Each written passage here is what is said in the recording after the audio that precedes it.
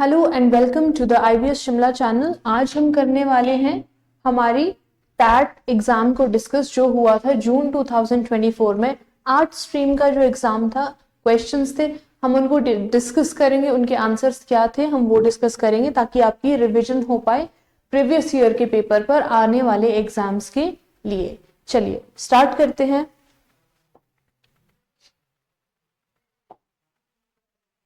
Okay चलिए start करते हैं। पहला क्वेश्चन जो हमारे पास है, Watson and Skinner, JB Watson and BF Skinner both contributed to which school of psychology? There were different schools of psychology. अलग अलग स्कूल पे वो काम करते थे। स्कूल मतलब नॉट इंस्टीट्यूशन, बट उनका एक कॉन्सेप्ट था, एक अलग कॉन्सेप्ट था सबसे। तो वो जो कॉन्सेप्ट था और उस कॉन्सेप्ट के अंदर जितने भी थॉट प्रोसेसेस आते थे हम उसको एज अ स्कूल कैटेगराइज कर लेते थे। सो उनका क्या था? फंक्शनलिज्म, कॉग्निटिव, सोशियो कल्चरल और बिहेवियरलिज्म। वॉटसन एंड स्किनर का था बिहेवियरिज्म। ठीक है, चल नेक्स्ट देखते हैं। Psychologists who work with persons that suffer from motivational and emotional problems are. अब देखो कौन से साइकोलॉजिस्ट होते हैं वो? Counselling psychologist, clinical psychologist, community psychologist, organisational psychologist. इनमें क्या कहा है कि जो पर्सन सफर करते हैं मोटिवेशनल या इमोशनल प्रॉब्लम से। अब क्या होता है, मोस्ट टाइम्स में हमारे पास ये होता है कि टाइप्स ऑफ साइकोलॉजिस्ट आते हैं हमारे पास। कम्युनिटी साइकोलॉजिस्ट कम्युनिटी को करेंगे तो वो मोटिवेशन एंड इमोशन से रिलेट नहीं करेंगे। फिर ऑर्गेनाइजेशनल साइकोलॉजिस्ट ऑर्गेनाइजेशंस में होते हैं। क्लिनिकल एंड काउंसलिंग दोनों ही मोटिवेशनल एंड इमोशनल प्रॉब्लम से डील करते हैं, बट हमें ये ध्यान रखना है कि उन पर्सन के साथ कौन काम करता है जो इन बीमारियों से सफर करते हैं। तो वो जो साइकोलॉजिस्ट होते हैं वो होते हैं काउंसलिंग साइकोलॉजिस्ट्स। चलिए आगे पढ़ते हैं। हु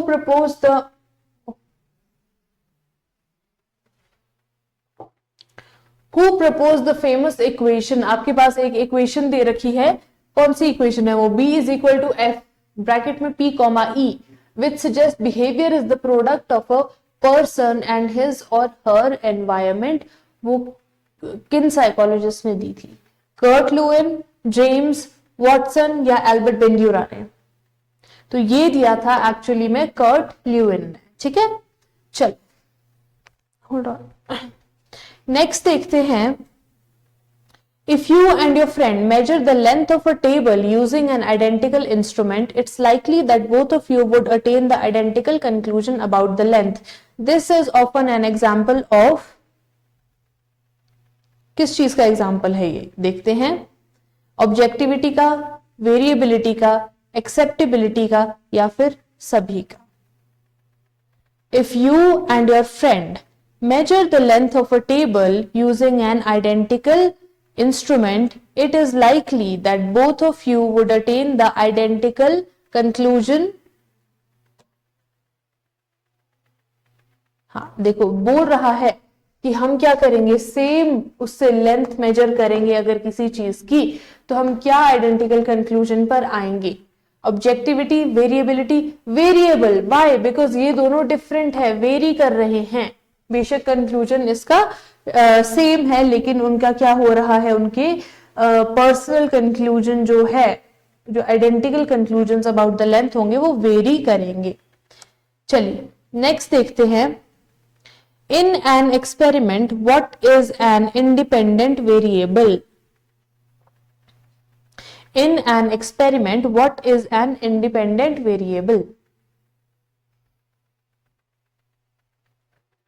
क्या होगा independent variable? The variable that is measured, independent है ना, तो वो किसी के अंडर नहीं आएगा। देखो, the variable that is affected by other variable तो नहीं होगा। independent पूछा है हमसे। the variable that is measured, उसको measure किया जा रहा है। that is manipulated, manipulation के लिए भी दूसरे का सहारा लेना पड़ता है। the variable that remains constant, remains मतलब पहले भी constant था बाद में भी constant है, वो हमारे पास independent होता है क्योंकि कुछ भी addition या subtraction करने से वो बढ़ता नहीं है। चलो आगे देखते हैं। Cognitive development means, cognitive development का मतलब क्या होता है? Development of intelligence, development of physical development of child, development of emotions या डेवलपमेंट ऑफ इंडिविजुअल्स। कॉग्निटिव हमारी ब्रेन से रिलेट करती है, तो इसका मतलब होता है development of intelligence. Next question हम देखते हैं, development is influenced by an interplay of, interplay मतलब दो चीजें इसमें मिक्स हो रही है ना, तो वो डेवलपमेंट किससे अफेक्ट होती है? Biological and socio emotional processes, socio emotional processes, interplay में दो चीजें जहां पर दे रखी है, सोशियो इमोशनल में दो दे रखी है, यहां पर भी दो दे रखी है। सोशियो इमोशनल प्रोसेस क्योंकि एक है तो इसको एलिमिनेट कर देंगे। कॉग्निटिव प्रोसेस एक है, biological, cognitive and socio emotional processes, इन चीजों से हमारी डेवलपमेंट क्या होती है? इन्फ्लुएंस होती है। ठीक है, चलिए आगे देखते हैं। The approximate age of sensory motor stage is, approximate age of sensory motor stage.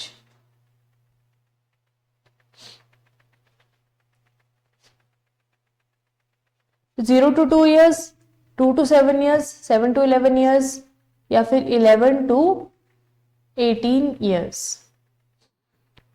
इसका आंसर है जो हमारी सेंसरी मोटर स्टेज होती है वो होती है बर्थ से लेकर 2 इयर्स तक, फ्रॉम बर्थ टू 2 इयर्स। चलिए नेक्स्ट क्वेश्चन देखते हैं, which theorist propose the 8 stages of psychosocial development? Psychosocial development each associated with a particular crisis, हर एक जिसमें अपने ही उनके टास्क कंप्लीट करने होते हैं, क्राइसिस होते हैं, अपने ही एक उसमें वर्च्यू होती है उस टास्क की। वो किसने थियरी दी थी? फ्रॉइड ने दी थी, एरिक्सन ने दी थी, बेंड्यूरा ने दी थी या मैस्लो ने दी थी? ये दी थी एरिक एरिक्सन ने हमारे पास ये थियरी दी थी। ठीक है, उन्होंने दी थी, साइकोसोशल की स्टेजेस दी थी और उनकी वर्च्यूज बताई थी, उसमें टास्क क्या फेस करने को आते हैं यूजुअली उनको, ये भी उन्होंने इसमें बात कही थी। चलो नेक्स्ट देखते हैं, the process of incorporating new experiences into existing schema। schema का कॉन्सेप्ट हमने ऑलरेडी किया है। schema क्या होते हैं? जो मेंटल इमेजेस हमारे फॉर्म होते हैं, है ना।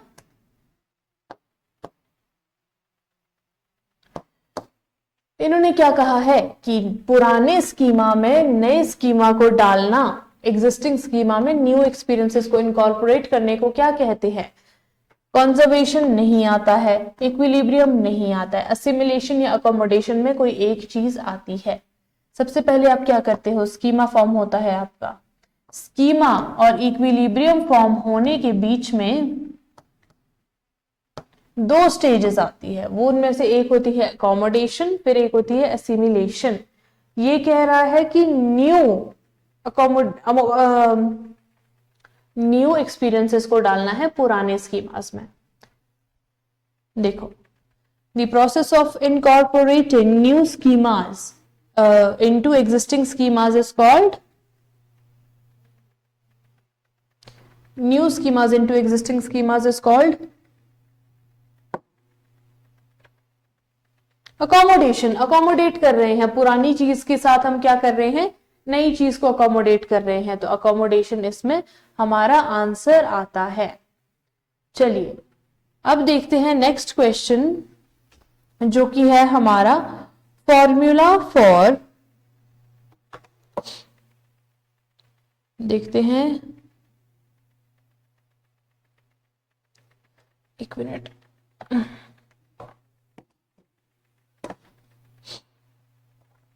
फॉर्मूला क्या आता है हमारे पास आईक्यू का? Mental as upon chronological age into 100, chronological age upon mental as into 100, mental as upon 100 into CA, chronological age, mental as upon chronological age. क्या आएगा इसमें? सबसे पहले हम क्या देखते हैं?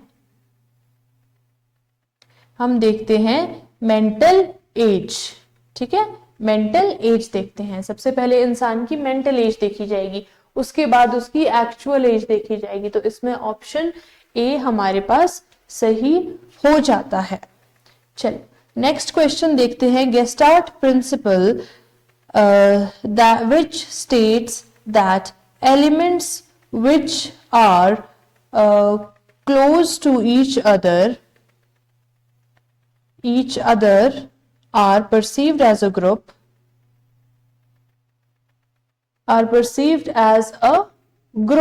कौन से होते हैं वो?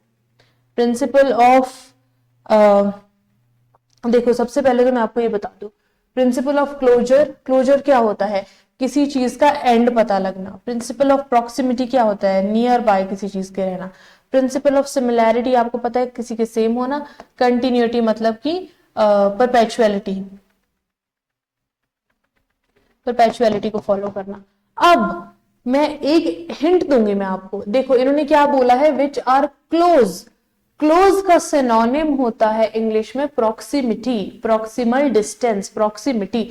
तो हमारे पास प्रिंसिपल ऑफ प्रॉक्सिमिटी इसका आंसर हो जाता है। चलो नेक्स्ट देखते हैं, the process by which we recognize and interpret sensory information into meaningful whole is known as। sensory information है, कर रहे हैं हम उसको मीनिंगफुल होल में है, क्या बोलते हैं उसको? ट्रांसडक्शन बोलते हैं, परसेप्शन बोलते हैं, सेंसेशन बोलते हैं, या अडेप्टेशन बोलते हैं। उसको हम बोलते हैं adaptation. Next, who is known for the classical conditioning experiment involving dogs. हमेशा ध्यान रखना है, क्लासिकल कंडीशनिंग की थियोरी दी थी इवान पावलोव ने।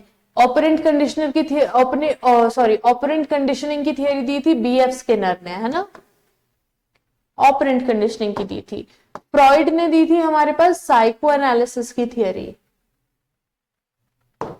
चलो next, Harvard Gardner's theory of intelligence is known as. Gardner ने क्या प्रपोज किया था? मल्टीपल इंटेलिजेंस की थियोरी, कि कभी कुछ हमारे पास काइनेस्थेटिक लर्नर्स होते हैं, कुछ हमारे पास स्पेशियल लर्नर्स होते हैं, स्पेशियल स्पेटियल लर्नर्स होते हैं, कुछ हमारे पास ऑडिटरी विजुअल एड वाले लर्नर्स होते हैं।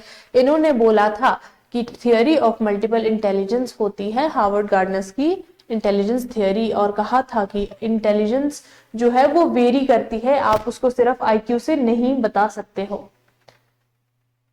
चलिए नेक्स्ट करते हैं, द टेस्ट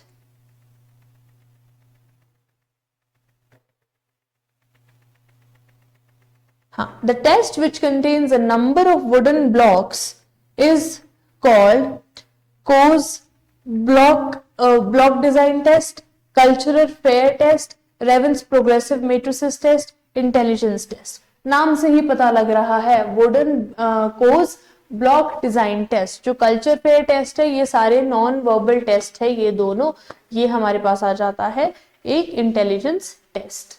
चलो, dash refers to an individual's underlying potential for acquiring skills. क्या रेफर करता है एक इंडिविजुअल की अंडरलाइंग पोटेंशियल को अक्वायरिंग स्किल्स? इंटेलिजेंस से पता लगती है उसकी स्किल्स, इंटरेस्ट से पता लगती है उसकी स्किल्स, एप्टीट्यूड से या पर्सनालिटी से? एप्टीट्यूड उसकी एबिलिटी बताता है हमें कि वो कितना एबल है, पोटेंशियल बताता है उसका, कैपेबिलिटी बताता है, ठीक है। तो ये बताता है कि अक्वायर वो कर भी पाता है स्किल या नहीं कर पाता है। नेक्स्ट क्वेश्चन देखते हैं, as a person we always make some judgement about our own self, this is known as self regulation, self esteem, self concept या फिर सेल्फ एफिकेसी। हमने सेल्फ रेगुलेशन सुना है कि खुद को हमने क्या करना है, रेगुलेट करने हैं अपने इमोशंस, और सेल्फ एस्टीम आता है कि जो हमारा प्राइड होता है उस चीज को, और सेल्फ कॉन्सेप्ट कि हमें अपना क्लैरिटी कितनी है। सेल्फ एफिकेसी का मतलब होता है कि पर्सन का जो बिलीफ है कि मैं ये टास्क कर सकता हूं, कितना मैं एफिशिएंट हूं। तो ये चीज जो हमें जजमेंट देता है हमारे अपने बारे में, वो होता है सेल्फ कॉन्सेप्ट। ओके, चलिए नेक्स्ट देखते हैं, ये बहुत बारी पूछा जाता है, थीमेटिक एप्रिसिएशन टेस्ट किसने डेवलप किया था? ये टेस्ट किसने डेवलप किया था? मॉर्गन एंड मोरे ने किया था 1930s में। क्रिस्टीना मॉर्गन एंड हेनरी मुरे 1930s में इन्होंने ये टेस्ट डेवलप किया था। चलो नेक्स्ट क्वेश्चन जो हमारे पास आता है वो आता है 16 PF क्वेश्चनेयर।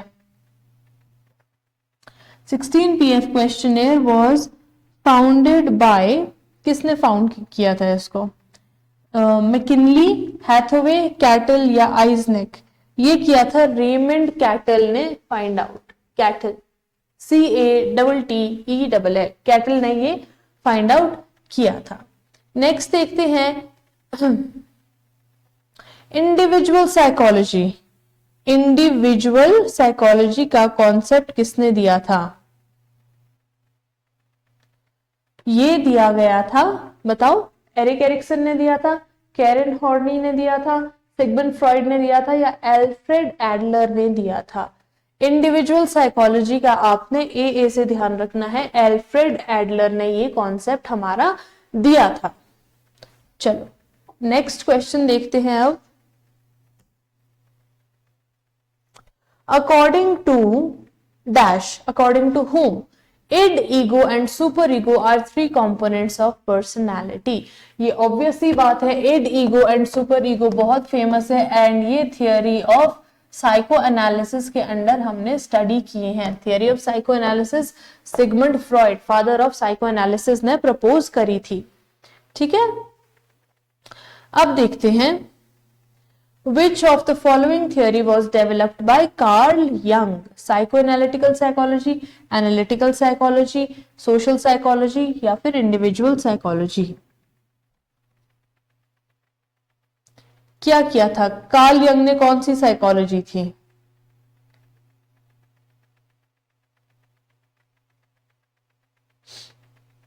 इन्होंने जो हमारे पास साइकोलॉजी दी थी वो इन्होंने दी थी, कहाँ गए, हाँ, एनालिटिकल साइकोलॉजी, एनालाइज करनी है साइकोलॉजी, है ना, वो साइकोलॉजी इन्होंने दी थी। चलो, Nisha grows aggression most of the times in her classroom and often calls her classmates aggressive. Show करती है एग्रेशन लेकिन अपने क्लासमेट्स को अग्रेसिव बोलती है। इसमें कौन सा डिफेंस मैकेनिज्म यूज हो रहा है?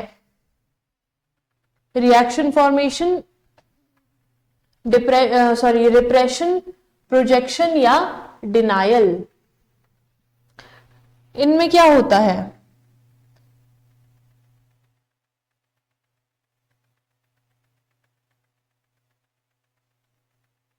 कौन कौन से डिफेंस मैकेनिज्म्स होते हैं? देखो, प्रोजेक्शन क्या होता है, सबसे पहले देखते हैं।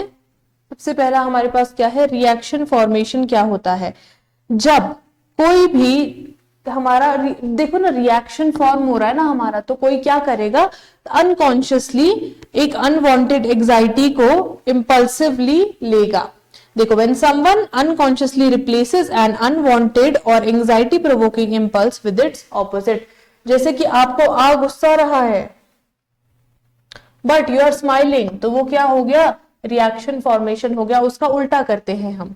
रिप्रेशन हमारे पास कैसा होता है? When someone pushes unwanted memories, thoughts और feelings into the unconscious, repress कर देते हैं, उसको दबा देते हैं। रिप्रेस कर देना, दबा देना, वो होता है रिप्रेशन।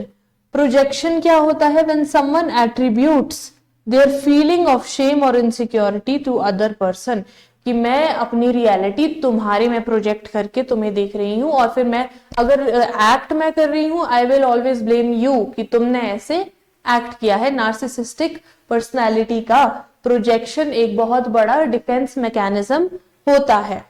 फिर आता है हमारे पास डिनायल। डिनायल क्या होता है? डिनायल वो डिफेंस मैकेनिज्म होता है जब हम रियलिटी को एक्सेप्ट करने से मुकर जाते हैं। तो इसमें है projection, projection of your own reality, आप वो दूसरों में देखते हो, तो ये हुआ हमारे पास प्रोजेक्शन।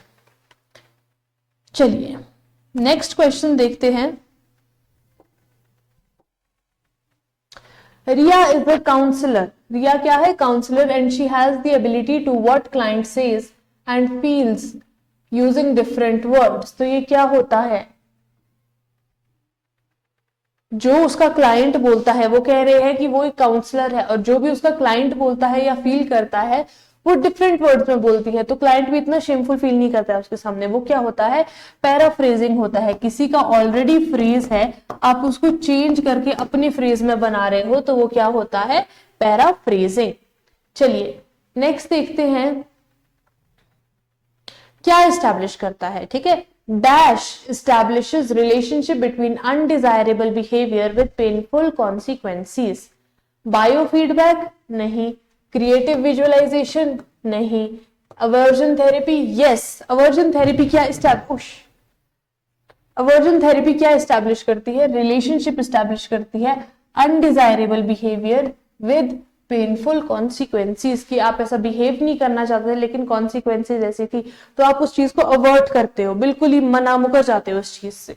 ठीक है, next, Rahul is habitual of screaming, so his parents decided to take the food away when he screams। ये किस चीज की टेक्निक है, देखो पॉजिटिव रीइंफोर्समेंट की है, नेगेटिव रीइंफोर्समेंट की है, टोकन इकोनॉमी है, या फिर नन ऑफ द अबव है। उसको आदत क्या है, चीखने चिल्लाने की है एट हिज पेरेंट्स, लेकिन उसके पेरेंट्स ने ये डिसाइड किया कि व्हेनेवर ही एक्ट्स आउट या फिर अग्रेसिव एक्ट करता है तो हम क्या करेंगे, उसका खाना दूर ले जाएंगे। This is a technique of positive reinforcement है, ये नहीं है, नेगेटिव रीइंफोर्समेंट है कि आप चिल्लाना बंद करोगे, only then you will be provided with food. ठीक है, तो इसमें आएगा हमारा नेगेटिव रीइंफोर्समेंट। नेगेटिव रीइंफोर्समेंट में ऐसा ही होता है ना। ओके, नेक्स्ट क्वेश्चन देखते हैं हम। Okay, which technique is used to treat phobias. देखते हैं, systematic desensitization, cultural fair test, Raven's progressive matrices test, या इंटेलिजेंस टेस्ट।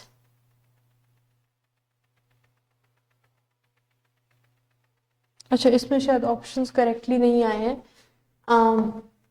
इसका मैं आपको डायरेक्टली आंसर बता देती हूँ, ये एज इट इज कॉपी हो गया है। इसका आंसर है, जो हमारा जो फोबियाज ट्रीट होते हैं वो हमारे होते हैं सीबीटी से ट्रीट। सीबीटी कंप्यूटर बेस्ड टेस्ट नहीं होता है साइकोलॉजी में, इट इज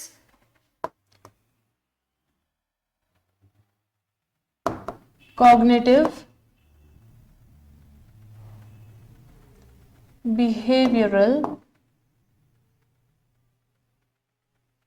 थेरेपी। ठीक है, सीबीटी कॉग्निटिव बिहेवियरल थेरेपी से क्या होता है, हमारा फोबियाज ट्रीट हो जाते हैं। चलो ओके, नेक्स्ट क्वेश्चन देखते हैं। The logical process by which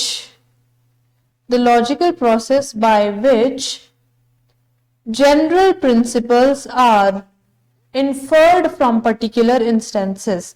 ये क्या पूछ रहा है हमसे कि जो जनरल प्रिंसिपल्स है वो पर्टिकुलर इंस्टेंसेस से इन्फर किए जाते हैं।